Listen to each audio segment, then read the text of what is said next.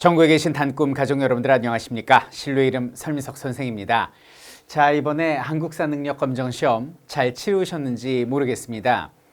난이도는 전체적으로 지난번보다는 조금 쉬웠지만은 내년 5월에 이 과정이 완전히 바뀌어서 고급, 중급, 초급이 아니라 심화와 기본으로 바뀌죠. 근데 내년 심화는 굉장히 어려워질 전망입니다. 왜냐하면 이제 공무원 중에서도 이제 경찰이 한능검으로 대체가 되거든요. 그래서 공무원 수험생들이 합격 불합격의 기준 그 성적표를 한능검으로 국사 관련해서 내기 때문에 변별력을 내야 되거든요. 그래서 내년부터는 이제 굉장히 심화는 취득하기가 어려워져요. 그러니까 내년 2월 초에 치러지는 이 시험이 사실상 마지막 시험이다. 아마 응시 인원도 되게 많을 거예요. 그렇게 생각해서 한 방에 끝낸다라고 생각을 하고 가셔야 될 것 같아요. 앞으로 이제 시험 준비하시는 분들, 이번에 시험 보신 분들이야 뭐 원하시는 꿈을 향해 다가가면 되겠죠.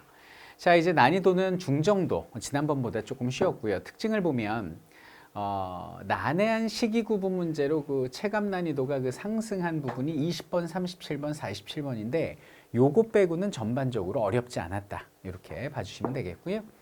자, 시대별 출제 비율을 보면 전근대사가 60%, 근현대사가 35%, 세시풍속이 5%가 출제가 됐습니다. 자, 주제별로 보면 정치사 65%, 경제사회문화사 20%, 인물지역사가 15%가 출제가 됐네요. 자, 도형 표현도로 보시면은 전근대사가 뭔지 아시죠, 여러분들? 다음 시험을 준비하시는 분들은 선사시대부터 말 그대로 이제 조선시대 후기까지, 여기까지를 전근대사라고 부르고요. 근현대사는 대원군부터 노무현 전 대통령까지를 근현대사라고 부르는데요. 이렇게 29문제, 20문제, 세시풍속은 한 문제가 출제가 됐습니다. 시대사별 출제 비율을 보면 선사시대 한 문제, 여러 나라의 성장 한 문제고 가장 많이 출제된 건 이제 고대부터 여기는 현대까지가 비중 있게 출제가 되는데 특히 여기는 조선과 일제강점기에 가장 출제 빈도가 몰리는 것을 볼 수가 있습니다. 자, 분류사별 출제 비율을 보니까 어디서 문제를 낸지 확연히 아시겠죠. 정치사가 사실상 뼈대다 이렇게 보시면 되겠고요. 경제 2문제, 사회 2문제, 문화가 정치사 다음입니다. 7문제. 나머지가 인물사, 지역사, 세시풍속, 통합형 이런 것들로 출제됐으니 포인트는 정치사를 잡는 자, 한능검을 잡는다. 이렇게 이해하시면 될 것 같아요. 자, 그러면 가장 어려웠거나 가장 귀감이 되는 문제 5문제를 추려봤는데요. 이 5문제는 전체적인 한국사 능력 검정 시험의 흐름, 유형을 파악할 수 있거든요. 자, 어떻게 나오는지 한번 문제 보도록 하겠습니다. 자, 17번입니다. 선문제가 나왔는데요. 가마에 대한 설명으로 옳은 것은 이렇게 나옵니다. 자, 가가 뭐냐면 진도예요. 자, 나가 뭐냐 그러니까 완도입니다. 완도. 청해진. 자, 그 다음에 다를 보니까 거문도입니다. 영국이 점령했던 1885년에. 자, 라를 보니까 거제도예요. 거제도. 거제도. 그 다음에 마가 영도입니다.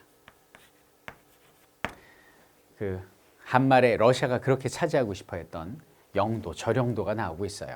자, 옳은 거 보도록 하겠습니다. 옳은 거. 자, 영국이 러시아의 남하를 구실로 불법 점령하였다 그러는데 이건 진도가 아니고요. 거문도가 되겠습니다. 이건 거문도라 틀렸고요. 자, 2번입니다. 통일신라 때 장보고가 청해진을 설치했다. 완도거든요. 나가 돼야 된다. 요게 바로 정답이네요. 요게 이제 바로 정답이고요. 자, 3번을 보면 6.25 때 전쟁 포로 수용소가 설치됐다. 요게 이제 거제도 포로 수용소가 되는데 다라고 그랬으니 이것도 틀린 거고. 러시아가 저탄소 설치를 명분으로 조차를 빌려 쓰는 걸 요구하였다. 이거는 저령도, 영도에 대한 설명이 되겠습니다. 라가 돼야 되고. 삼별초가 용장성을 쌓고 몽골에 대비하였다 그러는데 요거는 바로 여기는 진도에 대한 설명이 되겠습니다. 그래서 삼별초가 시험에 잘 나올 수 있는데 진도에서 원나라, 몽골의 군대를 맞서 싸우기 위해서 만든 성을 용장성이라고 하고 제주도에서는 어디서 원나라 군대와 맞서 싸웠느냐?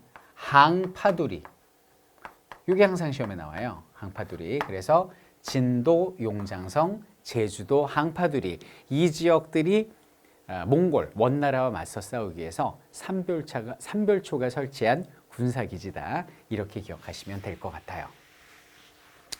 자, 그 다음 20번을 보도록 하겠습니다.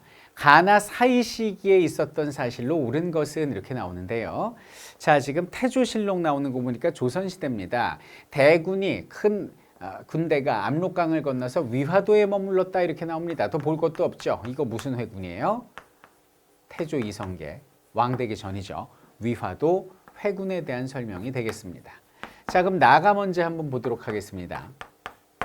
자, 나를 보니까 대소신료들이 왕위에 오를 것을 간절히 권했대. 태조한테.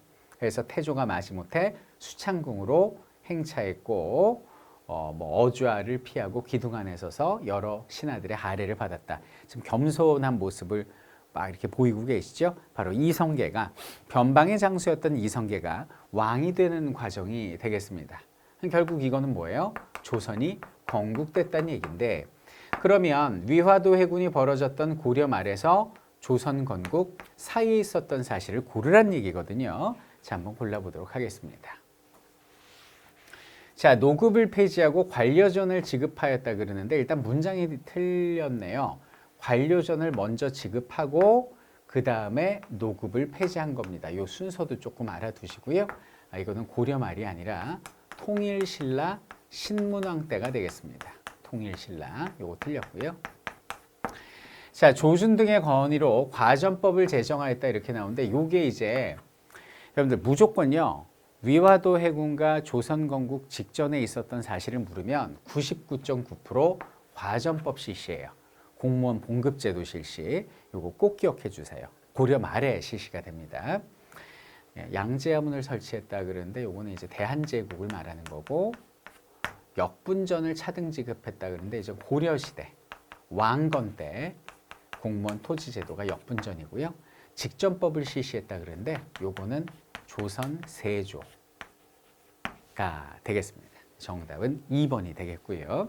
자, 그 다음에 20번 받고 31번을 보도록 하겠습니다. 가나 조약에 대한 조약 문제입니다. 조약에 대한 설명으로 옳은 것은 이렇게 나오는데 자, 가를 보니까 일본국 인민은 본국의 현행, 자, 화폐로 조선국 인민이 소유한 물품과 교환할 수 있고 조선국 인민은 그 교환한 일본의 화폐로 일본국에서 생산한 여러 가지 상품을 살 수 있다. 무슨 얘기입니까? 화폐 유통에 관련된 얘기가 됩니다. 1876년 8월 달에 강화도 조약의 부속 조약인 조일 수호조규 부록의 내용이네요. 자, 그리고 나를 보겠습니다. 조선국 항구에 거주하는 일본 인민은 쌀과 잡곡을 수입할 수 있다. 무제한 수출 수입할 수 있다는 얘기 아닙니까? 이거 역시 1876년 8월 달에 조일 수호조규 부록과 함께 체결된 조일 무역규칙, 일명 조일 통상장정이 되겠습니다. 결국 이거는 뭐예요?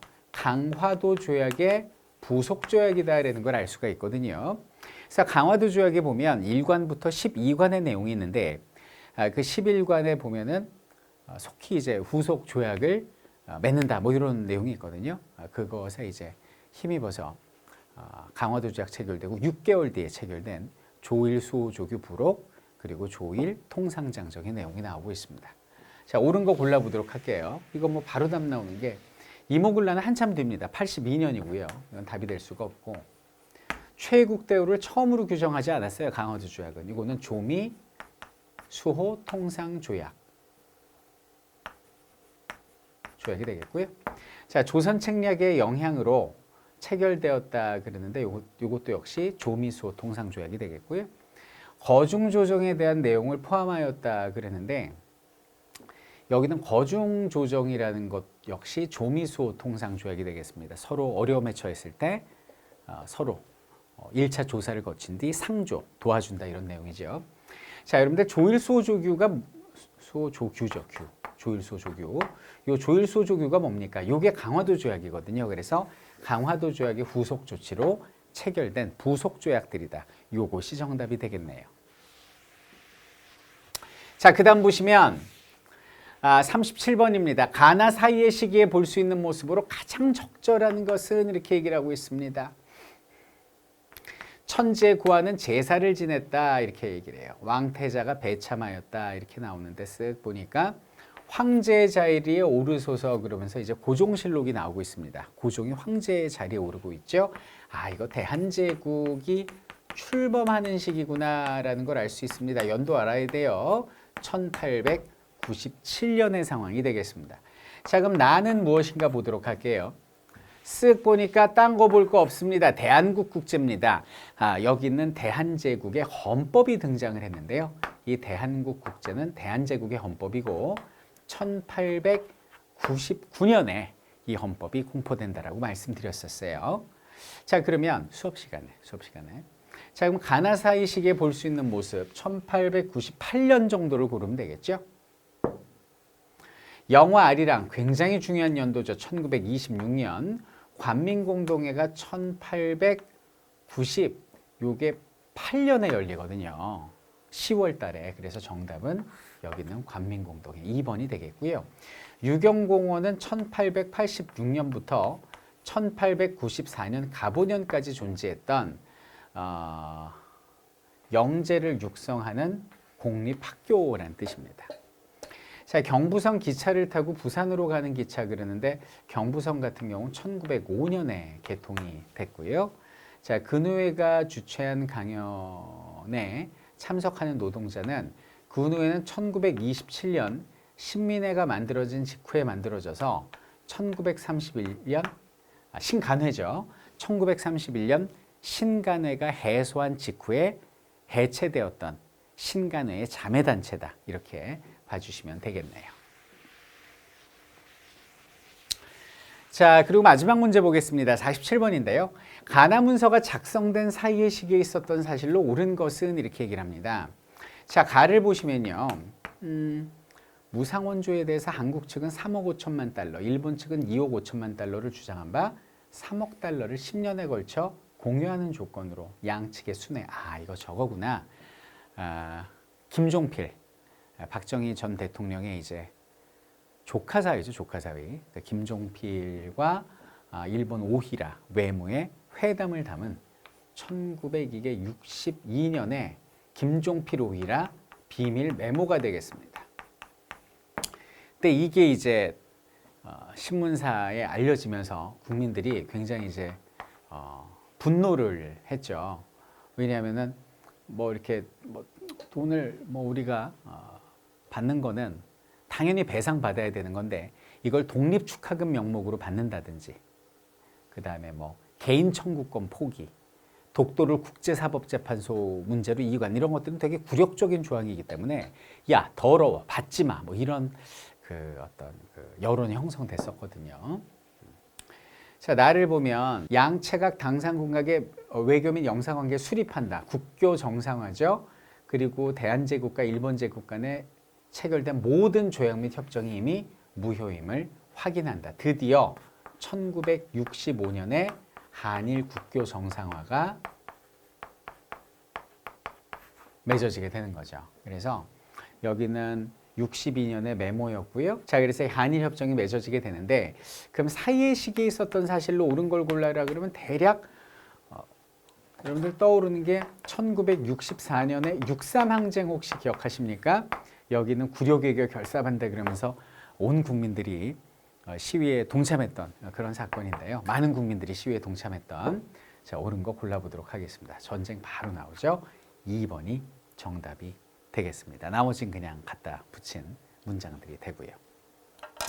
자, 이렇게 해서 이제 주요 문제를 봤는데 자, 한국사 능력검정 시험 문제 고급이 어떻게 출제되는지 아시겠죠? 가장 어려웠던 문제와 귀감이 될 만한 문제들을 골라봤습니다. 이런 5가지 유형으로 출제가 되니까 준비 잘 하시면 될 것 같고요. 그리고 이제 마지막 기회 이제 내년 2월 시험 한 번 남았는데 그거 만약에 떨어지면은 재수 불가능하죠. 그럼 바뀐 교과 과정으로 공부해야 되니까 마지막이다라고 생각하시고 독학보다는 전문가의 손을 잡고 한 번에 합격하자는 말씀 드리고 싶습니다. 제가 함께 하겠습니다. 수업 시간에 만날게요. 우리가 승리합니다.